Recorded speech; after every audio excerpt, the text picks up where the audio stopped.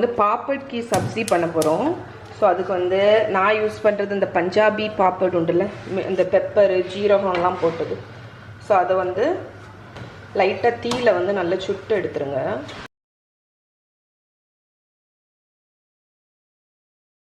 So நம்ம இங்கே சுட்டு வச்சுருக்கிற இந்த பப்படத்தை வந்து இந்த மாதிரி பீஸ் ஆட்டு உடச்சி வச்சிடலாம். ஸோ ஃபஸ்ட்டு நம்ம கிரேவிக்குள்ளே மசாலா. ஸோ தயிர் வந்து 1/2 கப் தயிர் வச்சுருக்கேன். அதில் வந்து ஒரு 1/2 டீஸ்பூன் மஞ்சள் பொடி, 1 டீஸ்பூன் மல்லிப்பொடி, டீஸ்பூன் காஷ்மீரி சில்லி பவுடர், கட்டி இல்லாமல் நல்லா மிக்ஸ் பண்ணி வச்சிடலாம். ஸோ இதுதான் நம்ம மசாலா. இதை ஓரத்தில் வச்சிடலாம்.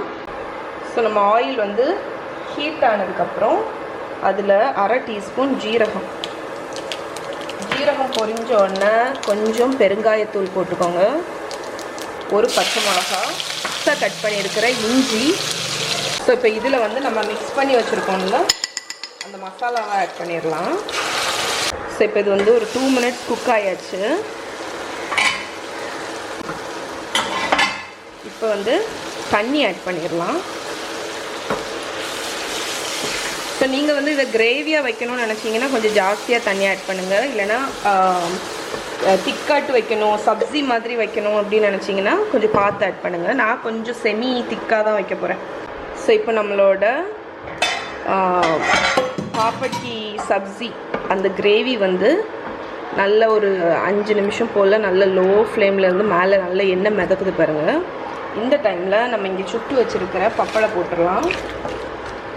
அதுக்கப்புறம் கரம் மசாலா பவுடர் 1 பிஞ்ச், கொஞ்சம் மட்டும். ஓகே, ஸோ கொஞ்சமாக கரம் மசாலா பவுடர் போட்டு இது வந்து ஒரு 2 மினிட்ஸ் போல் கொதிக்கட்டும். ஃப்ரெண்ட்ஸ், நம்மளோட பாப்பட் கீ சப்ஜி வந்து ஒரு 5-10 நிமிஷம் நல்ல லோ ஃப்ளேமில் இருந்து எனக்கு தேவையான திக்னஸுக்கு வந்துடுச்சு. கொத்தமல்லி கீரை போட்டு